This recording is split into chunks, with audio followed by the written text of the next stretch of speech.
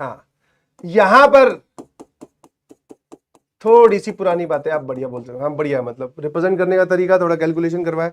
Calculation वैसे कुछ नहीं करवाई, बट यस, ये जो वर्ड होता है ना, ये बच्चों को परेशान कर देता है कई बार। कॉलम वेक्टर क्या होता है? Column vector is nothing but basically column matrix को बोलते हैं बेटा, ठीक है ना? इसको हम क्या बोलते हैं? कॉलम मैट्रिक्स बोलते हैं,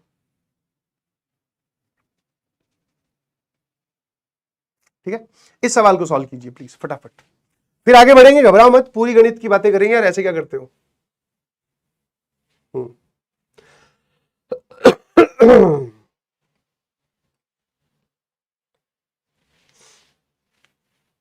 आ जाओ। अब उसने क्या बोला, ध्यान सुनना, कि एक कॉलम वेक्टर है, मतलब कि ये वाली जो मैट्रिक्स है ना, ये ऐसे लिखी हुई है। आप B1 को ऐसे मान लो,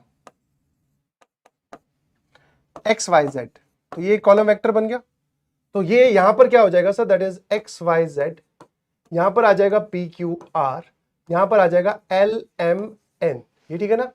तो यहां से आप बोल सकते हो ये आपका पूरा का पूरा क्या है? ये है सर B1, ये है आपका B2, और ये क्या है? B3। इन तीन कॉलम वेक्टर से मिलकर ये पूरी मैट्रिक्स बनी है। आपका डाउट एकदम बिल्कुल सही है कि सर आपको कैसे पता कि B1 का ऑर्डर क्या होगा? तो मैंने कहा देख भाई, यहां पे ऑर्डर सारा दे रखा है। देख, पहले वाली मैट्रिक्स का ऑर्डर है 3x3, दूसरे वाली मैट्रिक्स का ऑर्डर आपको चलो नहीं पता, बट जो रिजल्टेंट मैट्रिक्स आ रही है उसका ऑर्डर क्या है? 3x1। तो मैट्रिक्स अगर मल्टीप्लीकेशन हो रहा है तो पक्का यहां पर 3 आएगा, क्योंकि ये दोनों सेम होने चाहिए। और सर इन दोनों का यहां पर लिखा जाता है, मतलब 3 यहां आता है और ये यहां आता है, तो यहां 1 हो गया ना। तो ऑब्वियसली सर उसने मल्टीप्लीकेशन डिफाइन रखते हुए बात की है, तो ऐसा ही बनेगा, ठीक है? अब आप एक काम करो, a इंटू बी आई, इसका एक तरीका ये भी आप इनवर्स निकाल लो, बट उससे जाने की जरूरत नहीं, सीधा फटाफट होता है। तो a क्या है सर? दैट इज, ध्यान से देखना बेटा, a क्या है? मैट्रिक्स 2 0 1 1 0 0 और 3 2 0। इसके साथ सिर्फ उसने B1 मल्टीप्लाई किया है, कॉलम वेक्टर 1, मतलब एक्स वाई जेड, और उसको कंपेयर कर रहा है 1 0 0 से, है ना? तो इसमें सर मल्टीप्लीकेशन करोगे तो दिस मल्टीप्लाइड बाय दिस, पहला एलिमेंट क्या आ जाएगा सर? वो आ जाएगा 2x प्लस जेड। इसको इससे मल्टीप्लाई करोगे सर, ये कितना आ जाएगा? x। इसको इससे मल्टीप्लाई करोगे sir, that is 3x plus 2y। इसको इससे कंपेयर कर दो, तुरंत पता चल रहा है x की वैल्यू होगी 0। अगर x 0 है तो 2x प्लस जेड, इसको इससे कंपेयर कर दो ना भाई, ये पूरा इसके बराबर होगा। तो 2x प्लस जेड बराबर 1, x 0 है तो z की वैल्यू 1 आ गई, और इस पूरे की वैल्यू 0 आएगी, तो x 0 है तो y भी क्या होगा? 0। तो हमारे पास में पहला वेक्टर एकदम तैयार हो गया। क्या मेरी बात समझ में आती है? कि जो मैट्रिक्स बी है ना, उसको तैयार कर रहा हूं, एक्स वाई जेड, तो 0 0 1 आ गया, है ना? z की वैल्यू 1 है। अब दूसरे वाले में column vector P Q R आ रहा है, तो यहां पे अगर पी क्यू आर होता भी तो ये मल्टीप्लीकेशन तो सेम ही रहती ना। मतलब अब यहां पे आपको क्या दिखाई देगा? मतलब आपने जो ये पी क्यू आर ले रखा है, उसका कंपैरिजन आप 201 से करोगे ना। समझ पा रहे हो मेरी बात?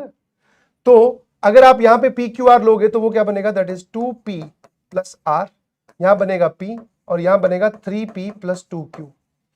इस पूरे वेक्टर को आप कंपेयर करोगे इस कॉलम वेक्टर से, कॉलम मैट्रिक्स से, तो ये बराबर 2, ये बराबर 0 और ये बराबर 1।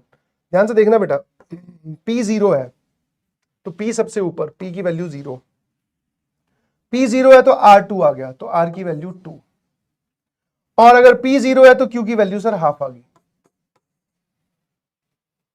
खत्म। अब सिमिलरली सर lmn है तो कोई बात नहीं, तो जब आप यहां पे lmn लिख दोगे, मल्टीप्लाई करोगे, तो ये कितना आ जाएगा? 2l प्लस n, यहां पे आ जाएगा l, 3l प्लस 2m, और अब की बार कंपैरिजन होगा 3 to 1 से, तो this is 3, this is 2, this is 1। l की वैल्यू 2 यहां डाल दे, n की वैल्यू कितनी आ गई? -1। 2 4 4 इधर जाके घटेगा तो -1, यहां पर l की वैल्यू 2 डाल दे, ये कितना आ जाएगा? m की वैल्यू सर यहां डाला 6, इधर जाएगा -5/2।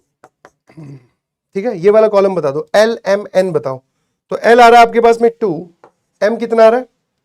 -5/2, और एन आ रहा है -1। अब उसने बोला alpha is the sum of all the diagonal elements of B, तो अल्फा निकाल लेते हैं। सर यहां पे अल्फा कितना आ जाएगा? सारे डायगोनल एलिमेंट्स का सम, जो कि आ रहा है -1/2, what is beta? Beta is nothing but determinant value of B, इस पूरे की डिटर्मिनेंट वैल्यू। इस कॉलम के अलोंग एक्सपेंड कर दो, तो इसको इससे मल्टीप्लाई किया, मतलब इसको इससे माइनस ऑफ इसको इससे, बीटा की वैल्यू -1 आ रही है ना? तो सर दोनों ही हो गए। अब उसने क्या किया है, इसका क्यूब, अल्फा का क्यूब -1/8, बीटा का क्यूब -1 और इस पूरे का मॉड, सर ये पूरा आ गया 9/8। आई बिलीव ये जो है ये मल्टीपल करेक्ट था, सॉरी मल्टीपल करेक्ट बोल रहा हूं, सिंगल करेक्ट था कि इंटीजर टाइप था? तो 9/8 न्यूमेरिकल वैल्यू टाइप में पुट करना है, तो डेसिमल में आंसर आएगा, तो वहां तक आप पुट कर सकते हो। आसान।